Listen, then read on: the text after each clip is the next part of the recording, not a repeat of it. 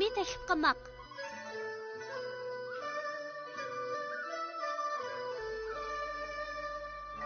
Hey, nega mağdın? Men Li ustamni taklif qilg'ilimandim. Ha? İki qitim borsangmi parvo qilmasa, yana boramsan? Sen nimani bilading? Buni samimiy taklif qilmoq deymiz. Bizning oshpazlikdan ancha xabarimiz yo'q bo'lg'achqa, oshxonamizning sodisi toza yurishmayotidi. Ha? Sen baya nim deding? Samimiy taklif qilmoq dedim. Bu bir idiom. Buning hikoyasini sana so'zlab beray. Bo'lamdi. Qulog'ingni ding tutib angla. Han sulolasining oxirgi mezgillarida Liu Bei Zhuge-Liangning nihoyatda donishmand kishi ekanligini anglab, Guan Yu bilan Zhang Feini elib, uni taklif qilg'ili Golun daviniga beribdi. Tozimi nasbastig'i, qor yoqqanda yo'lga chiqib qolibdimiz emasmi? Shu emasmi? Biroq Zhuge-Liangni taklif qila olgan bo'lsak, chekkan riyozatimiz bekorga ketmagan bo'ladi.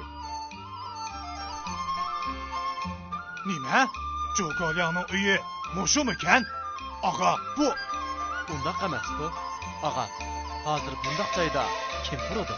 To'g'ri, dal mushiya shu. Zhuge Hazratim uydimi? Og'a, uni men o'zim chaqiray.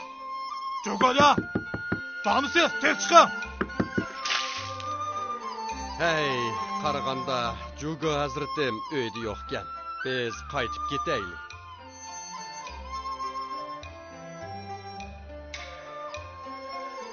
O bugün yeni yo'q bo'lib qolmas.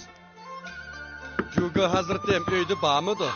Og'a, qaraganda u bugunmi yana yo'q o'xshaydi. Hay, oldingi qatim kelgandimi yo'q edi. Bu qatimi yo'qkan. O qechib ketganmidi ya?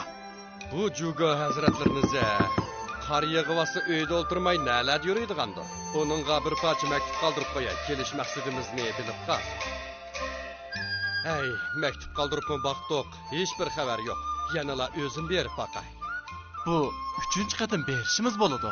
Og'a, men boray. Agar kaygil unmasa, men uni baqlab etginaman. Hey, beadablik qilmayli. Bu qatim o'zim yolg'iz boray. Zhuge Hazratim. Og'a, Zhuge-Liang uxlab yotibdi. Uni uyg'otib etmayli. Mushiyada saqlab turaylik.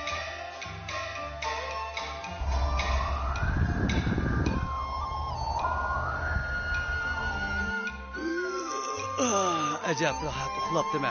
Sirtqa chiqib, sangidab kerak-ku. Ha? Voy onam-ay, olvasti. Zhuge Hazratim, hargiz qo'rqmag'aylar. Kaminlar Liu Bei o'zlarini taklif qilib kelib edi. Aslida menga maktub qoldirib qo'ygan kishi silikallada. Samimiyliklari meni ta'sirlantirdi. Sizlarga yordamlashishni xohlayman. Yaxshi oldi.